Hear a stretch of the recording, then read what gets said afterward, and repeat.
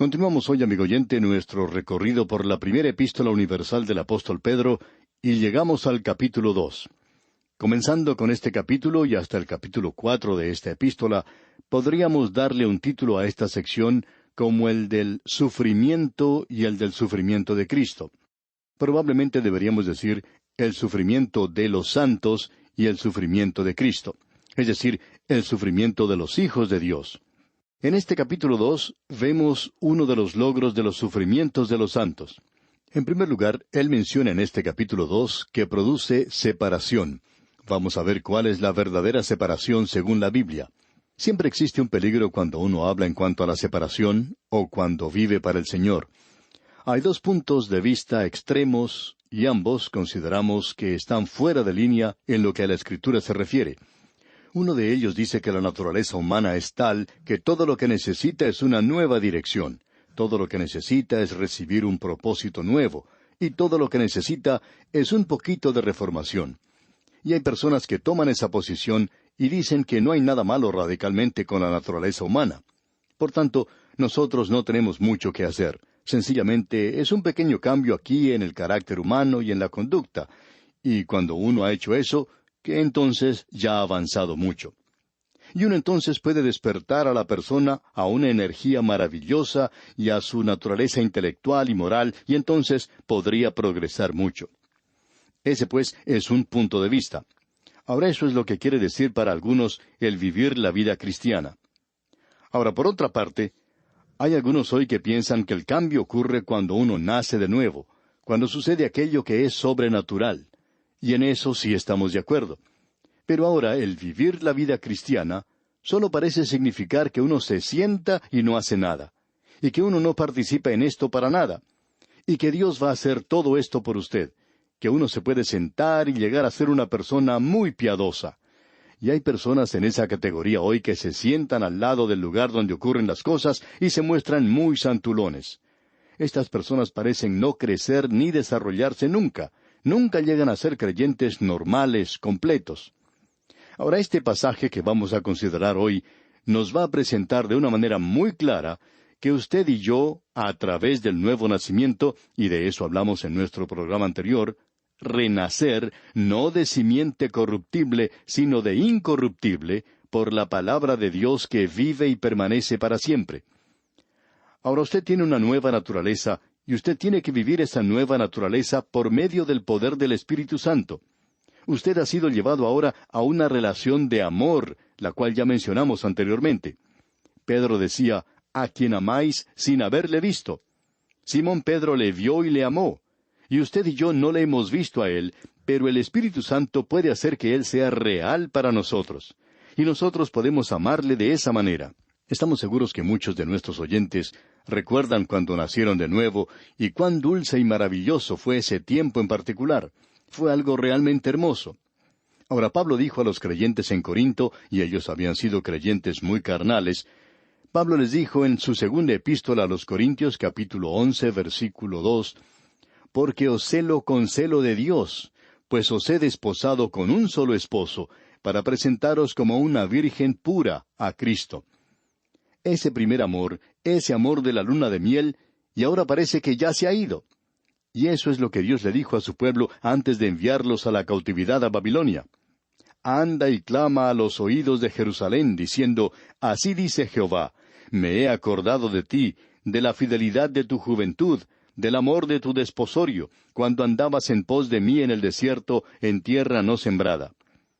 Cuando ellos primero salieron de Egipto y cruzaron el Mar Rojo, leyeron esa canción de Moisés que ellos cantaron, alabanzas a Jehová, pero no pasó mucho tiempo cuando ellos comenzaron a cansarse y a quejarse. Y Dios dice, yo me acuerdo de eso. En el día de hoy, amigo oyente, una verdadera separación descansa en el hecho de que usted ha nacido de nuevo, que tiene una nueva naturaleza y ahora ama a Jesucristo. Usted quiere complacerle. Este es el gran objeto delante del corazón de Dios, el tener un pueblo no solamente salvado del juicio y del lago de fuego, sino también salvados del mundo. Salvados no solo para el cielo en el porvenir, sino para el corazón de Cristo ahora mismo. La obra de Cristo en la cruz creemos que ha respondido a cualquier duda o cuestión que el pecado haya presentado entre Dios y nuestras almas. Y el futuro es brillante con gloria, con la gloria de Dios. Y nosotros hemos sido llevados y colocados dentro del valor de la obra de la redención. Ahora que nosotros hemos nacido de nuevo, nadie puede afectar eso. Satanás ya no puede tocar eso para nada. Pero amigo oyente, ¿cómo estamos comportándonos hoy, en esta temporada del año? ¿Qué es lo que Cristo significa para usted, amigo oyente? ¿Significa para usted lo que para algunas personas es la Navidad, el de un pequeño bebé en un pesebre en Belén? ¿O ha nacido usted de nuevo y ha llegado a ser un hijo de Dios?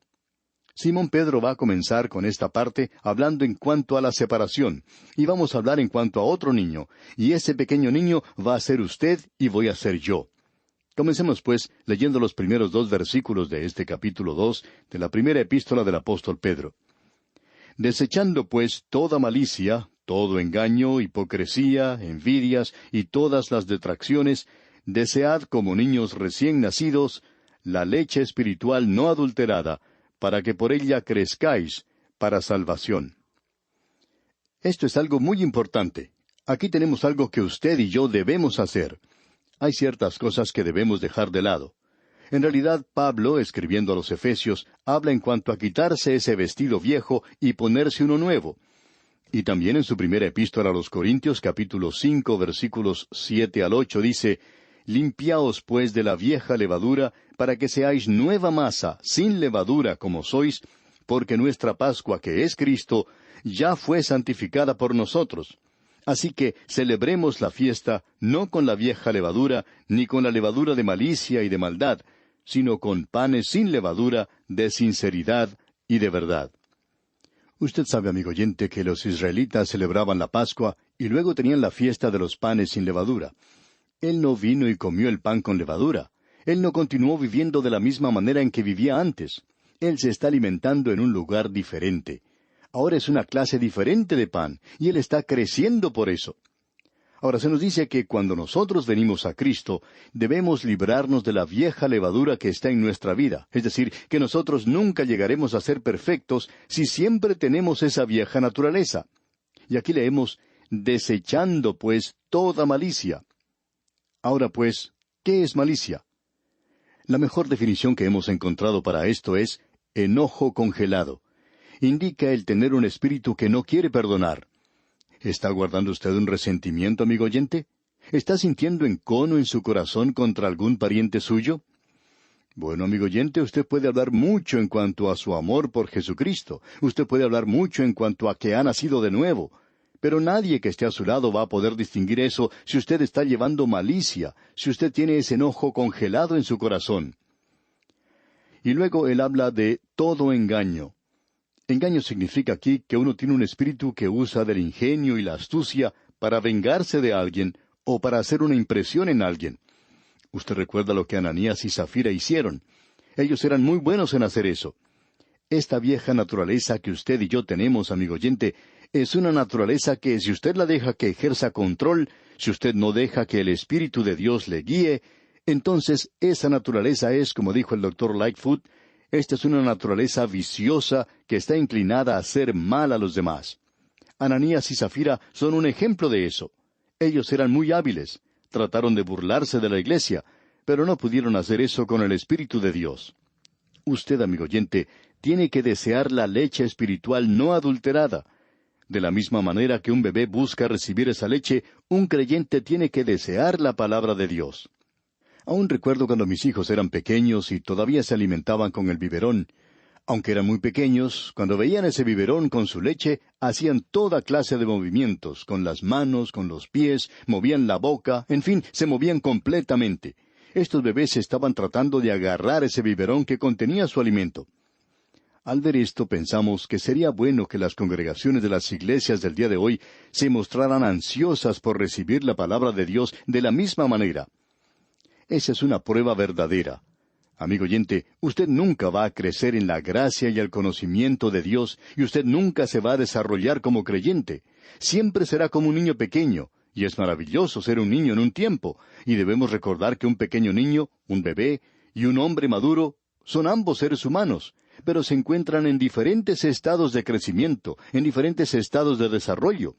Y por esa razón debemos comprender que el pequeñito es el que necesita la leche.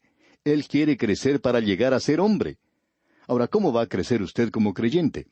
Usted lo puede hacer si no se aparta nunca de la palabra de Dios. Esa es la razón por la cual recibimos cartas de muchos pastores que nos dicen que tienen que visitar a muchos bebés. Y uno de ellos dijo, yo paso mucho tiempo resolviendo cosas espirituales. El problema, amigo oyente, es que esos pequeños niños, esos bebés, deberían crecer. Necesitan desear la leche espiritual de la palabra de Dios para poder crecer. Ahora esa leche espiritual no adulterada indica la palabra de Dios en su totalidad, todos los versículos. Es necesario que usted tome sus vitaminas, todas sus vitaminas. No siempre puede continuar con la misma dieta. Empieza con la leche, y luego come carne o arroz y así sucesivamente. Y usted obtiene eso en cierto sentido en la palabra de Dios, las vitaminas espirituales que usted necesita. Ahora, en el versículo 3 de este capítulo 2 de la primera epístola del apóstol Pedro leemos, «Si es que habéis gustado la benignidad del Señor». Parece haber duda y debiera leerse, «ya que habéis gustado». En el momento de la salvación, un cristiano nuevo nace con un apetito por la palabra de Dios. No es necesario enseñar a los bebés que nacen a comer. Todo lo que uno tiene que hacer es poner ese biberón en su boca y él sabe lo que tiene que hacer. Él sabe todo en cuanto a eso. No sabemos por qué hoy hay tantos programas diferentes para tratar que un grupo de bebés espirituales comiencen a alimentarse de la palabra de Dios. Ahora, ¿cuál es la verdadera separación? Es una separación de las obras de la carne. Algunos pensamos que tiene que ser separación del mundo, pero estamos en el mundo, y eso está fuera de nuestro control.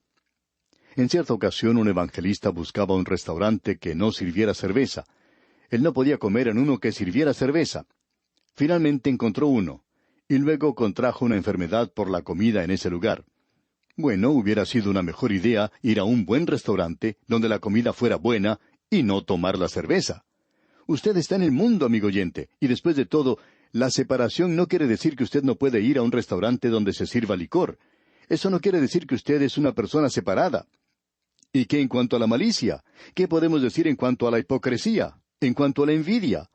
Esas son las cosas de las cuales debemos separarnos, y solo el Espíritu de Dios, obrando en nosotros, puede hacer eso. Y amigo oyente, mientras usted no esté dispuesto a abandonar eso, usted y yo no vamos a poder crecer como niños. Ahora en el versículo 4 leemos, «Acercándoos a Él, piedra viva, desechada ciertamente por los hombres, mas para Dios escogida y preciosa». No es necesario que vayamos a un bebé en Belén. Nosotros nos acercamos como bebés a una piedra viva, desechada ciertamente por los hombres, mas para Dios escogida y preciosa. Ahora la piedra viva es Cristo, y necesitamos reconocer que allá en el Evangelio según San Mateo, el Señor Jesucristo le dijo a Simón Pedro después de su confesión, «Sobre esta roca edificaré mi iglesia». Simón Pedro nos presenta aquí de una manera muy clara que la piedra viviente no es Simón Pedro, sino que la piedra viviente es Cristo mismo. Eso es de suma importancia. Hay dos porciones de la Escritura que quisiéramos mencionar en relación con esto. En el Evangelio según San Mateo, capítulo 21, versículos 42 al 44, leemos, Jesús les dijo, «¿Nunca leísteis en las Escrituras, la piedra que desecharon los edificadores ha venido a ser cabeza del ángulo? El Señor ha hecho esto, y es cosa maravillosa a nuestros ojos. Por tanto os digo que el reino de Dios será quitado de vosotros, y será dado a gente que produzca los frutos de él. Y el que cayere sobre esta piedra será quebrantado, y sobre quien ella cayere le desmenuzará». El Señor Jesucristo aquí está hablando a los apóstoles. Está citando algo que dicen los Salmos. Observemos en el versículo 44 una referencia directa al Señor mismo. Allí leemos, «Y el que cayere sobre esta piedra será quebrantado, y sobre quien ella cayere le desmenuzará». Hoy, amigo oyente, Él es esa piedra, ese fundamento. El apóstol Pablo dijo en su primera epístola a los Corintios, capítulo 3, versículo 11, «Porque nadie puede poner otro fundamento que el que está puesto, el cual es Jesucristo». Si usted se pone en ese fundamento, esto quiere decir que tiene salvación. Si usted cae sobre esa piedra, usted viene como pecador quebrantado, si le parece. Ahora, si usted le rechaza a él, entonces usted aún no ha finalizado su trato con esa roca, porque Daniel vio en su visión una piedra cortada no con mano, e hirió a la imagen en sus pies de hierro. Esa es la piedra de juicio, y Cristo también es esa piedra de juicio. Ahora él dice algo que es realmente maravilloso. Leamos el versículo 5 de este capítulo 2 de la primera epístola universal del apóstol Pedro. Vosotros también, como piedras vivas, sed edificados como casa espiritual y sacerdocio santo, para ofrecer sacrificios espirituales aceptables a Dios por medio de Jesucristo. Ahora, ¿cómo somos nosotros piedras vivas? Bueno, hemos sido renacidos, no de simiente corruptible, sino de incorruptible, por la palabra de Dios que vive y permanece para siempre. El Señor Jesucristo le dijo a Simón Pedro, Tú serás una pequeña piedra, y sobre este cimiento de piedra, el cual es Cristo, edificaré mi iglesia. Simón Pedro era una de esas piedras. Usted y yo también lo somos. Servimos para edificar. Y aquí leemos, sacerdocio santo. Ya hablaremos en cuanto a ese sacerdocio real, Dios mediante, en nuestro próximo programa. Aquí él dice, sacerdocio santo, para ofrecer sacrificios espirituales aceptables a Dios por medio de Jesucristo. ¿Ofrece usted, amigo oyente, alabanzas a Dios? Su ofrenda es un sacrificio espiritual para Él. No sabemos por qué hay tantas personas que piensan que el dinero no puede ser espiritual. Es sólo como lo usa uno. Luego uno puede ofrecerse a sí mismo. Estos son los sacrificios espirituales que ofrecemos a Dios. Mira, amigo oyente, aquí vamos a detenernos por hoy. Comenzaremos, Dios mediante, nuestro estudio en el próximo programa, en el versículo 6 de este capítulo 2 de la primera epístola del apóstol Pedro. Nos encontramos en una sección maravillosa de la palabra de Dios. Uno no podría estar en una mejor sección que esta. Y por eso le aconsejamos que usted continúe leyendo este capítulo 2, para que se familiarice con su contenido. Es nuestra oración que el Dios del cielo derrame sobre usted sus ricas bendiciones.